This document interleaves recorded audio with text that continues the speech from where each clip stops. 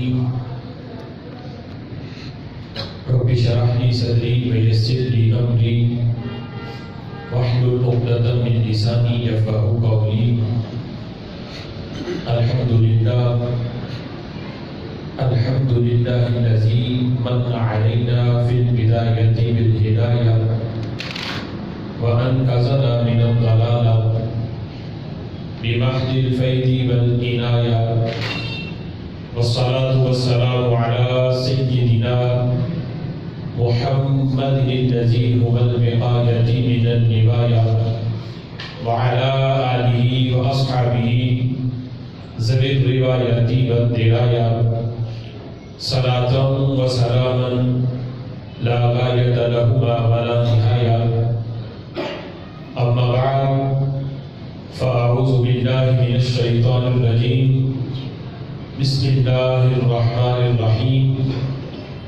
قال الله تبارك وتعالى في القرآن المجيد والفرقان الحميد: لتؤمنوا بالله ورسوله وتعزروه وتوقروه. صدق الله العظيم. قال الله تبارك وتعالى في شان حبيبه مخبرا وآمرا: إن الله وملائكته يصلون على النبي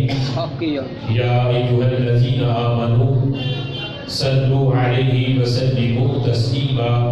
الصلاة والسلام عليك يا سيدي يا رسول الله وعلى آلك وأصحابك يا سيدي يا حبيب الله. الصلاة والسلام عليك يا سيدي يا نبي الله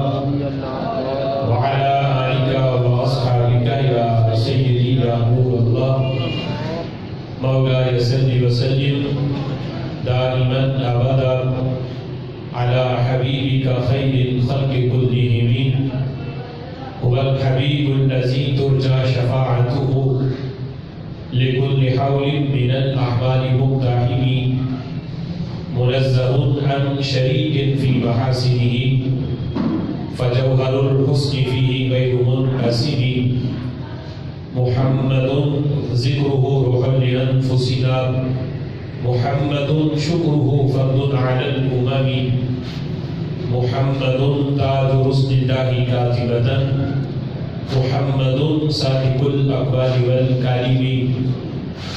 يا رب صل وسلم دائما أبدا على حبيبك خير الخلق كلهم. اللہ وحدہ لا شریک کی حمد و ثنا اور حضور سرور کائنات مفخر موجودات زینت بزم کائنات باعث تخلیق کائنات دستگیر جہاں غم حسار زمان حامی بے کساں سید سروران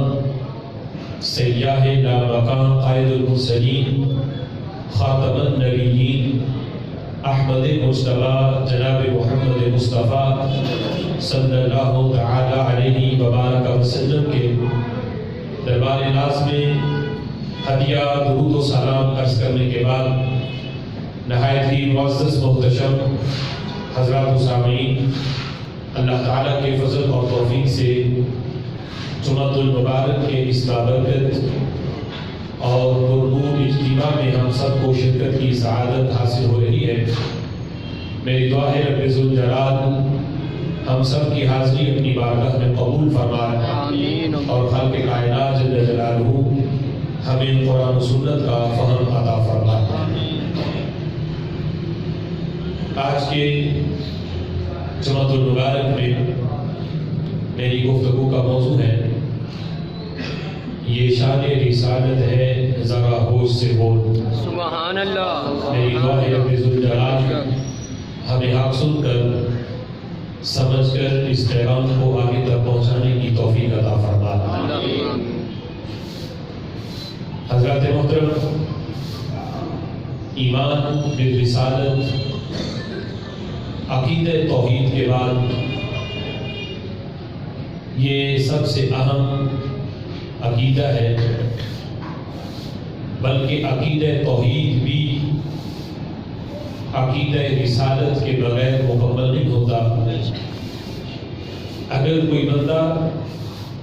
اللہ کی ذات پر تو ایمان رکھتا ہو اور وہ دعویٰ کرے کہ وہ اللہ کو ایک مانتا ہے، لیکن رسول اللہ صلی اللہ تعالی علیہ وسلم کی ذات پر اس کا ایمان نہ ہو تو اسے مومن نہیں کہا جاتا۔ ایمان اللہ تعالیٰ کی ذات پر بھی اس کا تک موت پر مانا جائے گا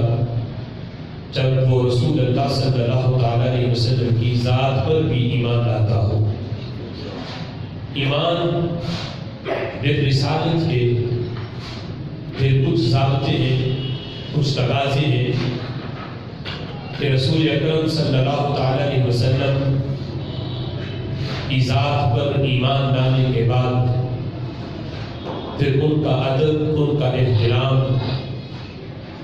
اس انداز میں کیا جائے جس طرح خالق کائنات جل جلالہ نے قرآن مجید فرقان حمید میں ہمیں ادب اور احترام کرنے کا حکم دیا، اور صحابہ اکرام علیہم رضوان نے عملی طور پر رسول اکرم صلی اللہ تعالی علیہ وسلم کا ادب اور احترام کیا۔ اگر اس انداز میں ادب اور احترام رسول اکرم صلی اللہ تعالی علیہ وسلم کی ذات کے بارے میں نہ ہو تو بھی بندے کا ایمان مکمل نہیں ہے، اس لیے کہ خالق کائنات جل جلالہ نے قرآن مجید فرقان حمید میں اس بات کا اعلان کیا کہ فَإِنْ آمَنُوا بِمِثْلِ مَا آمَنْتُمْ بِهِ فَقَدِ اهْتَدَوْا۔ اے بعد والوں، تمہارا ایمان تب قابل قبول ہے کہ جب تم رسول اللہ صلی اللہ تعالی علیہ وسلم کے صحابہ جیسا ایمان لاؤ، جیسا ایمان حضور کے صحابہ لائے ہیں، ایسا ایمان تمہارا ہوا تو پھر تمہارا ایمان قابل قبول ہے۔ اور اگر اس لحاظ سے ایمان کے اندر کوئی کچی ہوئی، کوئی کمی ہوئی تو ساری زندگی اگرچہ تم خود کو مومن کہتے رہو، لیکن جب تمہارا ایمان ان کے لیول کا نہیں ہے یا ان کے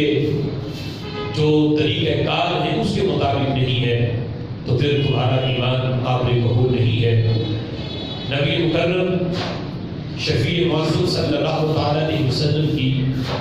ذات پر ایمان لانے کے بعد اب ایسا نہیں کہ ایمان لانے کے بعد نبی پاک علیہ الصلوۃ والسلام کے بارے میں بندہ گفتگو اس انداز میں کرے کہ جس طرح وہ بڑے بھائی کے بارے میں گفتگو کرتا ہے یا گاؤں کے چودھری کی بات کی جا رہی ہے، تو یہ انداز نہیں ہونا چاہیے، بلکہ جب بھی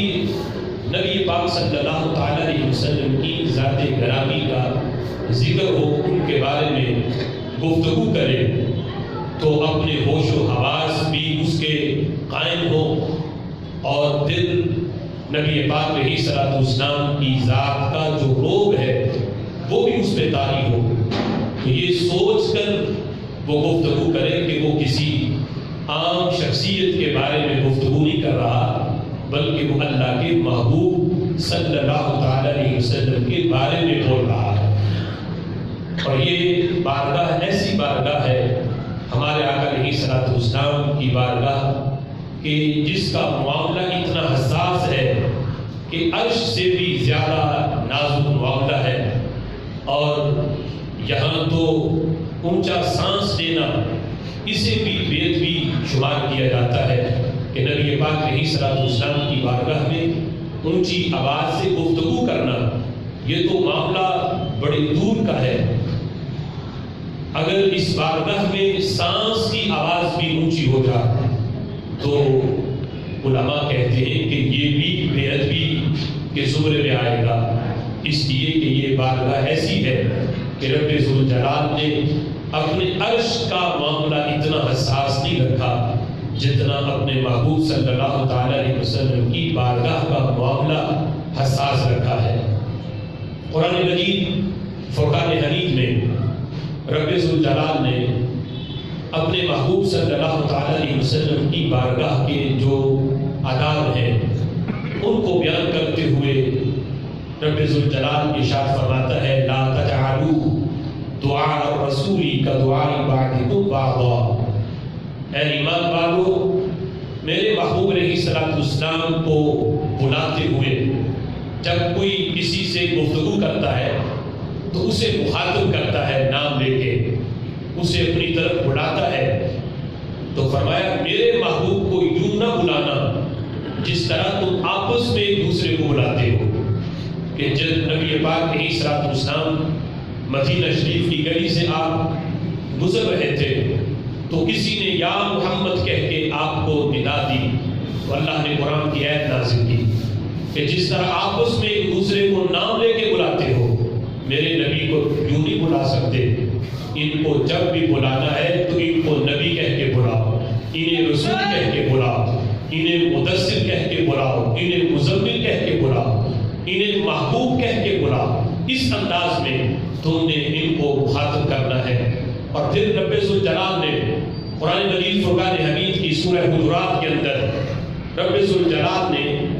بڑی تفصیل کے ساتھ نبی مکرم شفیع معظم صلی اللہ تعالیٰ علیہ وسلم کی بارگاہ کے جو آداب ہیں ان کو رب ذوالجلال نے بیان کیا۔ اللہ ارشاد فرماتا ہے یا ایھا الذین آمنوا لا ترفعوا اصواتکم فوق صوت النبی، اے ایمان والو میرے نبی کی آواز سے اپنی آوازیں اونچی نہ کرو، لا ترفعوا اصواتکم فوق صوت النبی، جب تم حضور کی بارگاہ میں بیٹھے ہوئے ہو اور ان سے گفتگو کر رہے ہو تو پھر تمہاری آواز حضور کی آواز سے اونچی نہیں ہونی چاہیے، اپنی آوازوں کو حضور کی آواز سے نیچی رکھو۔ فرمایا کہ وَلَا تَجْهَرُوا لَهُ بِالْقَوْلِ كَجَهْرِ بَعْضِكُمْ لِبَعْضٍ أَن تَحْبَطَ أَعْمَالُكُمْ وَأَنْتُمْ لَا تَشْعُرُونَ، اگر تم نے اپنی آواز میرے محبوب کی آواز سے اونچی کر دی تو کیا ہوگا؟ اللہ فرماتا ہے صرف اتنے عمل سے، اگرچہ تم نے ان کی ذات کے بارے میں کوئی نزیبہ کلمات نہیں بولے، کوئی اور گستاخی نہیں کی، صرف اپنی آواز بات کرتے ہوئے حضور کی آواز سے اونچی کر دی، صرف اتنے عمل سے کیا ہوگا؟ اللہ فرماتے ہیں ان تحبط اعمالکم وانتم لا تشعرون، تمہارے سارے اعمال برباد ہو جائیں گے، سارے اعمال ضائع ہو جائیں گے، اور اوپر یہ معاملہ بنے گا کہ وانتم لا تشعرون، اعمال برباد ہوں گے اور تمہیں شعور تک بھی نہیں ہوگا۔ ایک ہے بندے کو پتہ چل جائے میں نے یہ عمل کیا تو یہ عمل برباد ہو گیا، تو پھر بندہ اس کے بارے میں کوشش کرتا ہے کہ یہ عمل میرا برباد نہ ہو، اس عمل پر بھی مجھے ثواب ملے، اور جس وجہ سے برباد ہوا ہے پھر بندہ اس سے بچتا ہے۔ لیکن یہاں معاملہ یہ ہے کہ اگر آواز بھی اونچی کی تو یہ ہوگا کہ عمل برباد ہو جائیں گے، بندہ یہ سمجھتا ہوگا میں نے اتنے حج کیے، میں نے اتنے عمرے کیے، میں نے اتنی نمازیں پڑھی، میرا زندگی میں کوئی روزہ بھی میں نے نہیں چھوڑا، اور میں تہجد گزار ہوں، اتنے میں نوافل پڑھتا ہوں، اتنے صدقہ خیرات کرتا ہوں، بندہ یہ سمجھ رہا ہے میں بڑا نیک ہوں۔ لیکن اللہ فرماتا ہے صرف اس بات پر کہ اس نے میری آواز اپنی محبوب کی آواز سے اونچی کر دی ہے،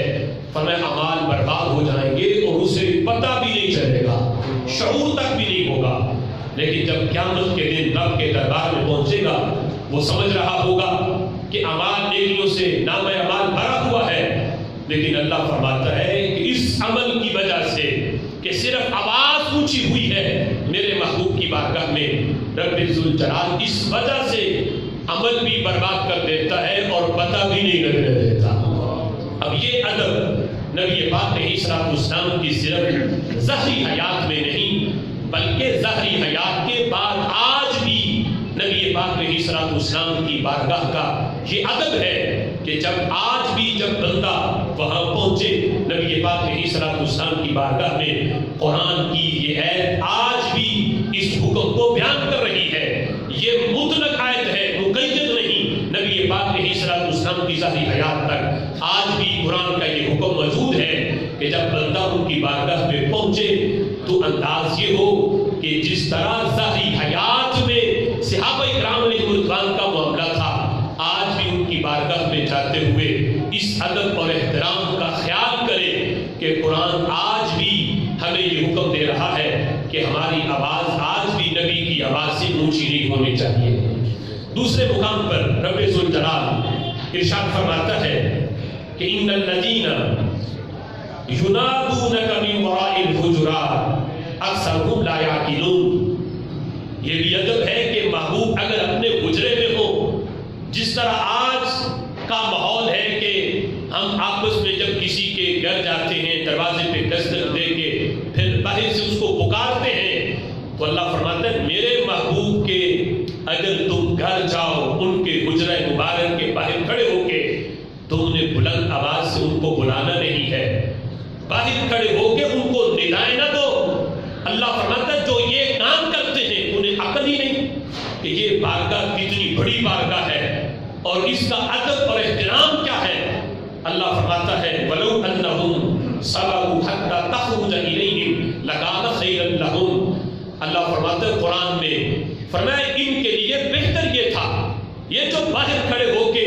محبوب کو آوازیں دیتے ہیں اور پکارتے ہیں ان کے حجرے سے کہ یہ باہر آئیں، فرمایا ان کے لیے بہتر یہ تھا کہ یہ میرے محبوب کو آواز دے کے نہ بلاتے بلکہ ان کے دروازے پہ ڈیرے لگا کے بیٹھ جاتے اور صبر کرتے حتیٰ تخرج الیہم، یہاں تک کہ حضور خود ان کے پاس تشریف لے آتے، یہ بیٹھ کے انتظار کرے باہر، آوازیں دے دے کہ حضور کو نہ بلا، بلکہ ادب یہ ہے، احترام یہ ہے کہ کتنا بھی ان کو ضروری معاملہ ہے، اہم معاملہ ہے، یہ آوازیں دے کے نہ بلائیں بلکہ لو انہم صبروا حتی تخرج الیہم، یہ باہر بیٹھ جائیں محبوب کے دروازے پہ، یہاں تک کہ میرے آقا صلی اللہ تعالی علیہ وسلم خود ان کے پاس تشریف لائیں میرے محبوب، تو یہ ادب ہے۔ لکان خیرا لہم، تو یہ ان کے لیے بہتر ہے بنسبت اس کے کہ یہ آوازیں دے کے بولا۔ محدثین نے اس آیت کے تحت لکھا کہ صحابہ اکرام علیہ رضوان کا یہ معمول تھا کہ اس آیت کے نازل ہونے کے بعد صحابہ حضور کو باہر سے آوازیں دے کے بلاتے نہیں تھے، اگر بڑا ضروری معاملہ ہوتا کہ یعنی آقا علیہ السلام کو جلدی بلانا ہوتا تو پھر صحابہ اکرام علیہ رضوان حضور کے دروازے پہ یوں دستک دیتے، ہاتھ سے نہیں بلکہ انگلیوں کے پوروں سے ہلکی آواز میں دستک دیتے، پوروں سے دستک دیتے کہ آواز دستک کی بھی کہیں اونچی نہ ہو اور محبوب کے آرام کے اندر کہیں خلل واقع نہ ہو۔ یہ انداز قرآن مجید فرقان حمید میں رب ذوالجلال نے سکھایا ہے اور صحابہ اکرام علیہ رضوان نے عملی طور پر نبی پاک صلی اللہ تعالی علیہ وسلم کا ادب کر کے یہ بتایا کہ یہ بارگاہ عام بارگاہ نہیں ہے، یہ شان رسالت ہے، اس لیے یہاں بولتے ہوئے بھی ہوش و حواس کے ساتھ بولنا پڑے گا، کہیں ایسا نہ ہو کہ بندہ بے خبری میں کوئی ایسا جملہ زبان سے نکل جا اور بندہ اپنے اعمال سے اپنے ایمان سے ہاتھ دھو بیٹھے، ایمان بھی برباد ہو جائے اور اعمال بھی اس کے برباد ہو جائیں۔ اس سلسلہ میں صحابہ اکرام علیہ رضوان کے جو چند ضابطے ہیں اس سلسلہ میں کہ یہ شان رسالت ہے، ذرا ہوش سے بول۔ صحابہ اکرام کے ہوش کے ضابطے نبی پاک علیہ السلام کی بارگاہ میں کیسے ہیں، اس سلسلہ میں سیر الاعلام النبلاء میں امام ذہبی نے اس کو لکھا ہے، اس کی جلد نمبر 3 اور صفحہ نمبر 400 میں یہ روایت موجود ہے۔ حضرت عباس رضی اللہ تعالی عنہ اس کو روایت کرتے ہیں کہ کسی نے حضور کے چچا جان حضرت عباس رضی اللہ تعالی عنہ سے پوچھا، یہ سوال کیا حضرت عباس سے، سوال یہ تھا کہ عباس بتاؤ انت اکبر ام النبی، آپ بڑے ہیں یا حضور بڑے ہیں؟ اب یہ سوال مقام اور مرتبے کے لحاظ سے نہیں تھا، اس لیے کہ جس سے پوچھا گیا وہ بھی صحابی رسول ہے اور جس نے پوچھا ہے وہ بھی صحابی رسول ہے۔ یہ سوال مقام اور مرتبے کے لحاظ سے نہیں تھا، پوچھنے والے کو بھی پتا ہے کہ نبی بھی اس مقام پہ نہیں پہنچ سکتے جو مقام اللہ نے ہمارے آقا کو دیا ہے۔ مقام اور مرتبے کے لحاظ سے نہیں، سوال تھا عمر کے لحاظ سے، اے عباس بتاؤ عمر میں آپ بڑے ہیں یا حضور بڑے ہیں؟ اب یہ سوال عام سا ہے، ہم بھی یہ سوال کرتے ہیں، اگر کوئی باپ کا دوست ہو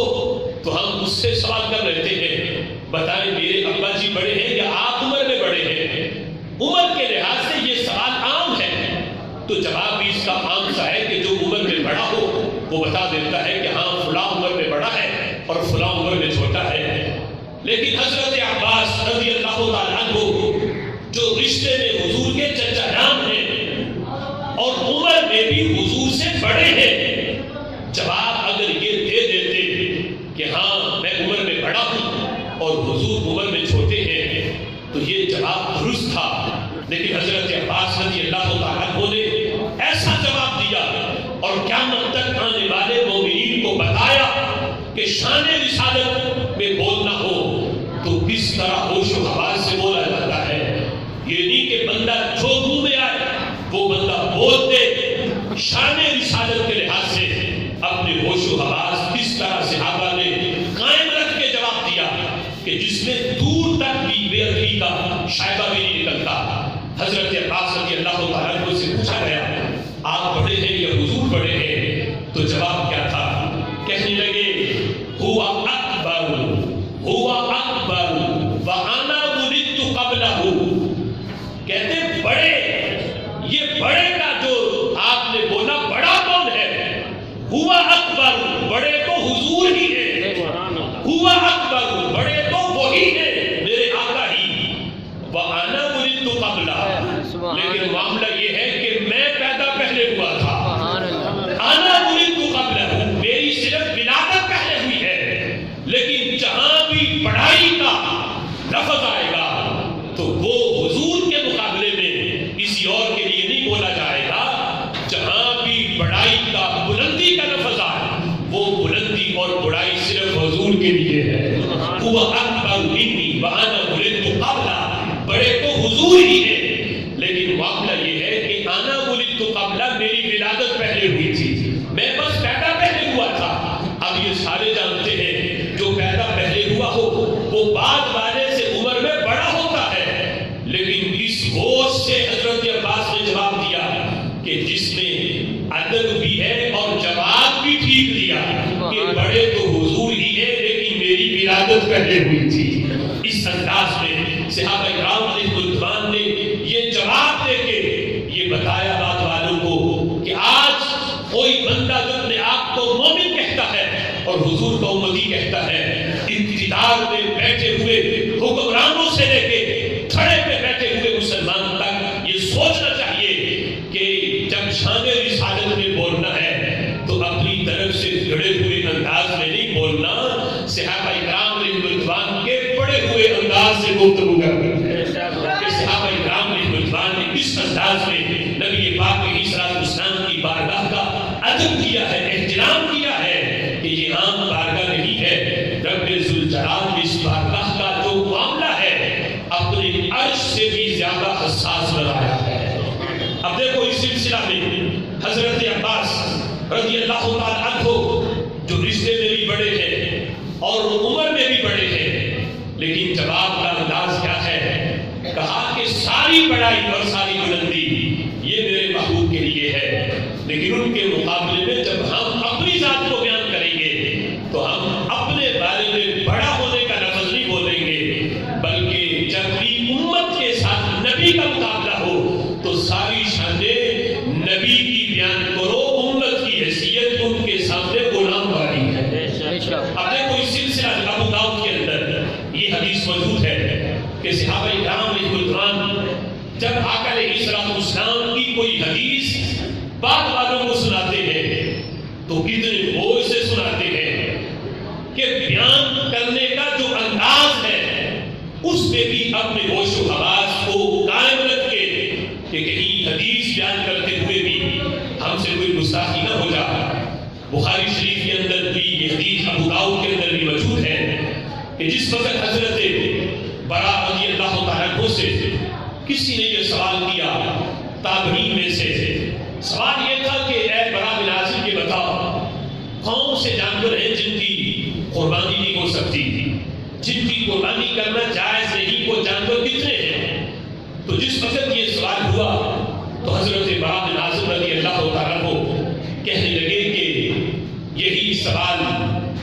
हुजूर से भी पूछा था, तो नबी पाक अलैहिस्सलाम ने यूं हाथ का इशारा करके, 4 उंगलियों का इशारा करके हुजूर ने फरमाया था कि ये 4 जानवर हैं जिनकी गुलामी नहीं हो सकती। तो हजरत बरा रज़ी अल्लाह तआला अन्हु ने भी हाथ का इशारा किया। ये सहाबा इकराम रिज़वान का अंदाज था कि जब हुजूर की हदीस सुनाते, अल्फाज सुनाने के साथ साथ अंदाज भी बताते कि जब हुजूर ने ये बात बयान की थी, आप बैठे थे या खड़े थे, मुस्कुरा रहे थे या आपकी हालत कैसी थी, सवारी पे बैठे थे या ज़मीन पे बैठे थे, ताकि बात वालों को बात भी पता चले, अंदाज भी पता चले। बात वाले जिन्होंने देखा नहीं उन तक महबूब की बात भी पहुंचे और उन तक मेरे नबी का अंदाज भी पहुंचे। इसलिए जब हजरत बरा से सवाल हुआ तो कहने लगे काम फीना रसूलुल्लाह, नबी पाक अलैहिस्सलाम हमारे दरमियान खड़े हुए और आका अलैहिस्सलाम ने ये बयान किया हाथ का इशारा करके कि 4 जानवर हैं जिनकी कुर्बानी करना जायज नहीं। तो हजरत बरा रज़ी अल्लाह तआला अन्हु ने भी हाथ का इशारा कर दिया, 4 उंगलियों का इशारा किया। जब इशारा कर रहे थे तो फिर दिल के अंदर ख्याल आया कि मैंने ये कह दिया कि इस तरह हुजूर ने भी इशारा किया था, तो कहां महबूब का हाथ और कहां मेरा हाथ। कहीं देखने वाला ये न समझ ले कि मैं हुजूर के इशारे की बराबरी कर रहा हूं। ये दिल के अंदर ख्याल पैदा हुआ, फौरन अपना अंदाज बदला तो सामीन को कहने लगे, ऐ सुनने वालों, मैंने इशारा तो कर दिया, ये भी बताया कि ऐसे इशारा मेरे नबी ने भी किया था, लेकिन सुनो, मेरा इशारा मेरे नबी के इशारे की बराबरी नहीं है। क्यों? कहते अक्सर असाबिई अक्सर मिन असाबिही, कहते मेरी उंगलियां हुजूर की उंगलियों से छोटी हैं, मेरी उंगलियां हुजूर की उंगलियों से छोटी हैं। व अनामिली अक्सर मिन अनामिलिही, सिर्फ उंगलियां ही नहीं, मेरी उंगलियों के पोरे भी हुजूर की उंगलियों के पोरों से छोटे हैं। ना पोरे उनके पोरों का मुकाबला कर सकते हैं, ना उंगलियां उनकी उंगलियों की मुकाबला कर सकती हैं, ना मेरे हाथ उनके हाथ जैसे हैं। ये इशारा सिर्फ मैंने उनका अंदाज बयान करने के लिए किया है, बराबरी के लिए नहीं किया। कहीं मेरे इशारे को मेरे नबी के इशारे की बराबरी न समझना। कहां हमारे हाथ और कहां नबी के हाथ, न हमारे हाथ उनके हाथ जैसे, न हमारी उंगलियां उनकी उंगलियों जैसी, और न हमारे बोरे उनके बोरों जैसे हैं। अल्लाह ने उनको हर लिहाज से बेमिसल और बेमिसाल बनाया है। अब देखो, अगर हजरत बरा बिन आज़िब रज़ी अल्लाह तआला अन्हु ये अंदाज, ये बात बयान ना भी करते तो कोई ये समझ नहीं रहा था कि ये इशारे की बराबरी है। ये समझ रहा था कि ये सिर्फ अंदाज बयान किया जा रहा है, इशारे की बराबरी दूर तक भी किसी के वहमो गुमान में भी नहीं थी। लेकिन हजरत बरा रज़ी अल्लाह तआला अन्हु के अपने ज़हन के अंदर ये बात आई तो फौरन बयान करके इसको बता दिया कि शान रिसालत में जब भी बोलना हो तो किस तरह होशो हवास से बोलना पड़ता है। ऐसी बात के दूर तक भी जिससे बेअदबी का शायबा हो, अगरचे उस वक्त बेअदबी का शायबा निकालने वाले कोई भी नहीं थे, पर सदियों बाद भी अगर किसी के सामने मेरा ये अंदाज बयान किया जाए तो किसी के ज़हन में ये सोच पैदा हो, मैं आज ही जवाब दे देता हूँ कि ना मेरे हाथ उनके हाथ जैसे हैं, ना मेरी उंगलियां हुजूर की उंगलियों जैसी हैं। अब इस अंदाज में बुखारी शरीफ के अंदर इस सिलसिला में ये रिवायत मौजूद है कि सहाबा इकराम रिज़वान ने किस तरह शान रिसालत के बारे में बोलते हुए अपने होशो हवास को कायम रख के गुफ्तगू की है। ये नहीं कि जो मुंह में आया वो बोल दिया और फिर बाद में पता चला कि ये कलिमात तो नहीं बोलने चाहिए थे, बल्कि पहले से ही इत्तिमाम किया है। बुखारी शरीफ बाबुल इत्तिकाफ के अंदर ये हदीस मौजूद है कि जिस वक्त नबी पाक अलैहिस्सलाम इत्तिकाफ बैठे थे तो आपकी ज़ौजा मोहतरमा हजरत सफिया रज़ी अल्लाह तआला अन्हा उम्मुल मुमिनीन ये रात के वक्त नबी पाक अलैहिस्सलाम के पास आई, मस्जिद के बाहर کھڑی تھی اور میرے آقا علیہ الصلوۃ والسلام مسجد کے اندر تھے. یہ کسی کام کے لیے آئیں، کھانا دینے کے لیے یا کسی اور ضرورت کے لیے یہ حضور کی بارگاہ میں آئیں. میرے آقا اعتکاف بیٹھے تھے مسجد نبوی شریف میں. جب یہ کھانا دے کے واپس گئی تو محبوب ان کو رخصت کرنے کے لیے مسجد کے دروازے تک آیا. اب یہ کھڑی تھی مسجد کے باہر اور محبوب کھڑے تھے مسجد کے اندر دروازے میں حالت اعتکاف میں. تو اس وقت اندھیرا تھا تو پاس سے دو بندے گزرے جو صحابی رسول تھے. جس وقت وہ پاس سے گزرے تو نبی پاک علیہ الصلوۃ والسلام نے جس وقت یہ بات سوچی کہ میں اپنی زوجہ کے ساتھ کھڑا ہوں، یہ گزرنے والے دو بندے ہیں میرے غلام، کہیں ایسا نہ ہو کہ شیطان ان کو بہکا دے اور ان کے ذہن میں یہ خیال آئے کہ رات کی تاریکی میں ہمارے نبی کسی عورت کے ساتھ کھڑے ہیں اور گفتگو کر رہے ہیں، تو کہیں ان کے ذہن میں یہ بات نہ جا. اگر میرے بارے میں ان کے ذہن میں یہ گمان بھی آیا تو یہ ایمان ان کا نکل جائے گا. اس لیے میرے محبوب نے فوراً کو آواز دی اور فرمایا الا رسلکما، جہاں ہو وہیں کھڑے ہو جاؤ، ادھر ٹھہر جاؤ. جس وقت وہ دونوں ٹھہر گئے تو میرے آقا علیہ الصلوۃ والسلام نے فرمایا انما ہی صفیۃ، فرمایا میرے غلاموں سن لو، یہ میری زوجہ تمہاری ماں حضرت صفیہ رضی اللہ تعالی عنہا ہے.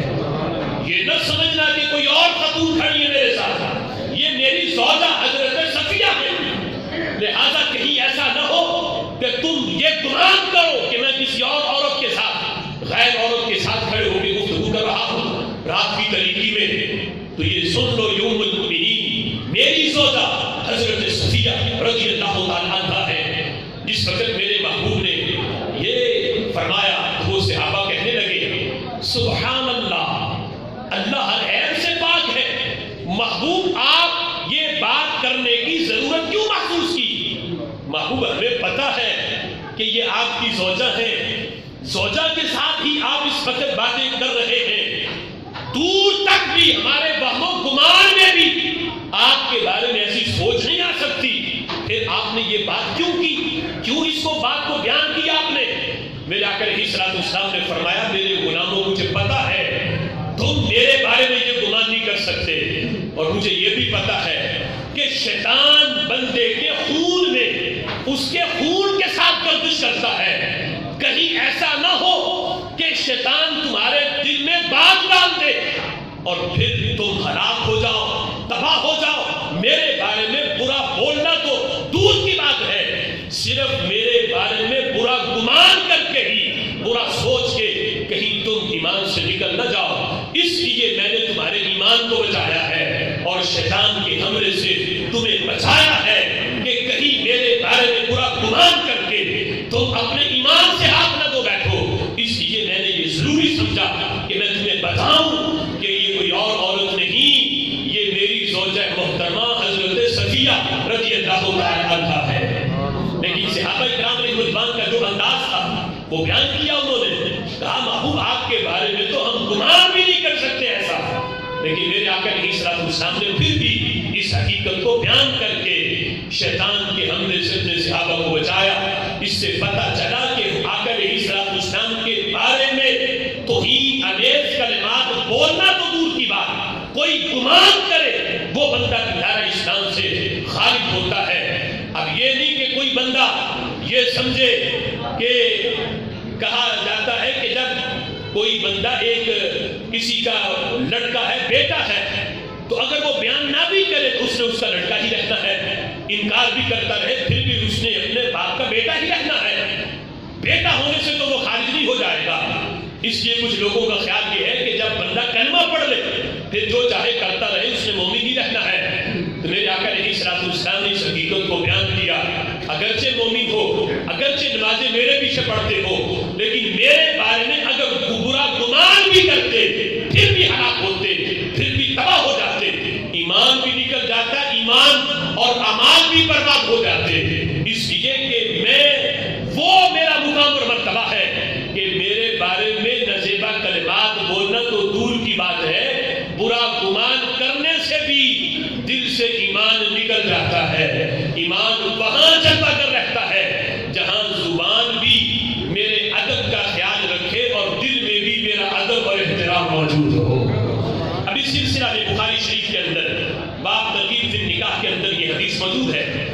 صحابہ کرام علیہ رضوان نے کچھ ازواج مطہرات سے، جس طرح ام المؤمنین عائشہ صدیقہ رضی اللہ تعالیٰ عنہا کے بارے میں آتا ہے کہ کچھ صحابہ نے ان سے سوال کیا ام المؤمنین سے کہ آقا علیہ السلام کے جو باہر کے معاملات ہیں، جب حضور اپنے گھر سے باہر آتے ہیں، باہر آ کے جو عبادت کرتے ہیں وہ تو ہمارے سامنے ہے، لیکن ہمیں بتاؤ کہ جب حضور عشاء پڑھا کے گھر آ جاتے ہیں اس وقت آقا علیہ السلام کے معمولات کیا ہوتے ہیں، عبادت کتنی کرتے ہیں؟ تو ام المؤمنین عائشہ صدیقہ رضی اللہ تعالی عنہا نے محبوب علیہ السلام کی جو رات کی عبادت کی جو کنڈیشن تھی، جو حالت تھی، وہ بیان کی کہ محبوب عبادت بھی کرتے ہیں اور آرام بھی فرماتے ہیں، اپنی ازواج کے حقوق بھی ادا کرتے ہیں۔ اب جس وقت یہ بات بیان کی تو حدیث کے یہ لفظ ہیں فلما اخبروا کأنہم تقالوها، جب آقا علیہ السلام کی عبادت کی حالت ازواج مطہرات نے بیان کی تو صحابہ نے اس عبادت کو قلیل سمجھا کہ محبوب آرام بھی کرتے ہیں اور عبادت بھی کرتے ہیں، یعنی اس کو کم سمجھا۔ کم سمجھنے کا مطلب یہ ہے کہ یہ نہیں کہ درجات میں کم سمجھا، صرف عمل کے لحاظ سے اس کو کم سمجھا کہ محبوب، یعنی یہ تھا کہ ہمارے ذہنوں میں تو یہ تھا کہ وہ ساری رات جاگتے ہیں، عبادت کرتے ہیں۔ اب جس وقت یہ معاملہ حضور کا ان کے سامنے پیش ہوا، اب امتحان شروع ہوا۔ آج کا اگر خشک ذہن والا امتی ہوتا تو وہ کہتا کہ یہ کیسے نبی ہیں، ہمیں کہتے ہیں کہ ہم عبادت کریں، عبادت کا ہمیں درس دیتے ہیں، ہمارے ذہنوں میں یہ تھا کہ یہ تو ساری رات جاگتے ہیں، عبادت کرتے ہیں، لیکن یہ تو سو بھی جاتے ہیں اور ازواج مطہرات کے حقوق بھی ادا کرتے ہیں۔ یعنی آج کا اگر امتی ہوتا تو وہ یہ سوچ بیان کرتا کہ نبی تو اتنی زیادہ عبادت نہیں کرتے، لیکن جس وقت صحابہ کے سامنے یہ معاملہ پیش ہوا تو صحابہ نے کیا جواب دیا؟ ذہن کے اندر ان کے سوچ کیا آئی؟ کہنے لگے اگرچہ محبوب عبادت بھی کرے اور آرام بھی فرمائے، لیکن کہتے ہیں اینا نحن من النبیین، کہتے ہیں محبوب کہاں اور ہم کہاں، نبی کا مقام کہاں اور ہم کہاں، ہماری کیا حیثیت ہے؟ ہم ساری رات بھی مصلی پہ کھڑے ہو، نبی بستر پہ آرام کریں، ہماری عبادت ان کے آرام کا مقابلہ نہیں کر سکتی کہ نبی کہاں اور ہم کہاں۔ یہ جملے صحابہ کے تھے۔ آج کا امتی ہوتا تو کہتا دیکھو میں تو پھر بڑھ گیا نبی سے، میں تو ساری رات عبادت کرتا ہوں، نبی تو آدھی رات کرتے ہیں، میں تو پھر آگے نکل گیا۔ لیکن یہ انداز صحابہ کا تھا۔ صحابہ کہنے لگے اگرچہ ہم ساری رات کریں پھر بھی نبی کی عبادت تو عبادت رہی، نبی کے ایک لمحے کی نیند کا مقابلہ نہیں ہو سکتا۔ جس لمحے محبوب سوئے وہ سو کر رب کا اتنا قرب پا لیتے ہیں، ان کی نیند بھی غفلت والی نہیں، ادھر آنکھ لگتی ہے ادھر رب کے دربار میں پہنچ جاتے ہیں۔ میرے آقا خود فرماتے ہیں، فرمایا کہ میں میرے صحابہ راتیں اپنے رب کے ہاں گزارتا ہوں، میرا رب مجھے کھلاتا بھی ہے پلاتا بھی ہے، راتیں میری رب کے پاس گزرتی ہے، دن تمہارے پاس، رات میری رب کے ہاں گزرتی ہے۔ تو صحابہ نے یہ سمجھا کہ ہماری حیثیت اور ہے، نبی کا مقام اور مرتبہ اور ہے۔ ایک بادشاہ، اس کا وزیر بھی، یہ بھی بادشاہ کا نوکر ہے اور عام بندے بھی بادشاہ کے نوکر ہیں، لیکن دونوں کی ڈیوٹی میں فرق ہے۔ بندے سارا دن خدمت کریں انہیں وہ اجر نہیں ملتا جو وزیر کو بادشاہ کے ساتھ ایک گھنٹہ بیٹھنے پہ جو اجرت مل جاتی ہے، اسے محنت بھی نہیں کرنی پڑتی، مشقت بھی نہیں کرنی پڑتی۔ بادشاہ کے دربار میں جو مقام اور مرتبہ وزیر کا ہے وہ عام بندوں کا نہیں۔ تو یہ رب کا دربار، میرے محبوب اس کے دربار میں وزیر کی حیثیت رکھتے ہیں اور باقی بندے غلام کی حیثیت رکھتے ہیں۔ ہم ساری زندگی بھی بندگی کریں لیکن نبی پاک علیہ السلام کی بندگی تو بندگی رہی، میرے محبوب کا آرام کرنا اس میں اتنا مقام اور مرتبہ ہے کہ امتی کی بندگی میں وہ ثواب نہیں جو محبوب کی نیند میں ان کو مل جاتا ہے۔ اس لیے صحابہ کرام علیہ رضوان نے فوراً یہ جملے بولے کہ اگرچہ ام المؤمنین نے عبادت کے لحاظ سے جو ہمارے ذہنوں میں تھا کہ ہمیں پتا چلے گا کہ بڑی عبادت کرتے ہیں، ساری رات ہی کرتے ہیں اور پاؤں مبارک میں برم آ جاتا ہے، یہ بھی ہم نے سنا ہے، تو یہ بیان کریں گی ازواج مطہرہ، لیکن جواب اس کے برعکس ملا ہے کہ محبوب عبادت بھی کرتے ہیں، آرام بھی کرتے ہیں۔ پھر اگلے ہی مرحلے میں یہ بیان کر دیا کہ اگرچہ عبادت کو کم کریں لیکن رب ذوالجلال کم عبادت پہ بھی انہیں وہ ثواب دیتا ہے جو پوری امت کو مل کر بھی عبادت کرنے پہ وہ نہیں ملتا جو نبی کے ایک سجدے میں مل جاتا ہے۔ اب دیکھو یہ انداز چند حوالہ جات صحابہ کرام علیہ رضوان کے لحاظ سے میں نے آپ کے سامنے رکھا۔ قرآن مجید فرقان حمید میں رب ذوالجلال نے سورہ منافقون کے اندر اس بات کا ذکر کیا کہ جس وقت عبداللہ بن ابی رئیس المنافقین نے ہمارے آقا صلی اللہ علیہ وسلم کے بارے میں یہ جملے بول دیے ذلت والے، کہا کہ ہم ذلت والوں کو ہم مدینہ شریف سے نکالیں گے، اور مراد اس کی آقا علیہ السلام کی ذات گرامی اور صحابہ کرام علیہ رضوان تھے۔ یہ جملے جس وقت عبداللہ بن ابی نے بولے، اگرچہ بظاہر وہ کلمہ پڑھتا تھا لیکن منافق تھا، دل میں نفاق تھا، جب اس نے یہ جملے بولے تو اس رئیس المنافقین کے بیٹے نہیں جن کا نام حضرت عبداللہ رضی اللہ تعالیٰ عنہ ہے جو مخلص صحابی رسول تھے، فوراً آگے بڑھے اور اپنے باپ کی گردن پہ تلوار رکھی اور تلوار رکھ کے کہا جب تک تم یہ نہیں کہو گے کہ میں ذلت والا ہوں، میرا نبی عزت والا ہے، اللہ کا محبوب عزت والا ہے، اور میں ذلیل ہوں، میں ذلت والا ہوں، تب تک میں تمہیں چھوڑوں گا نہیں۔ یہ جملے کہو فوراً،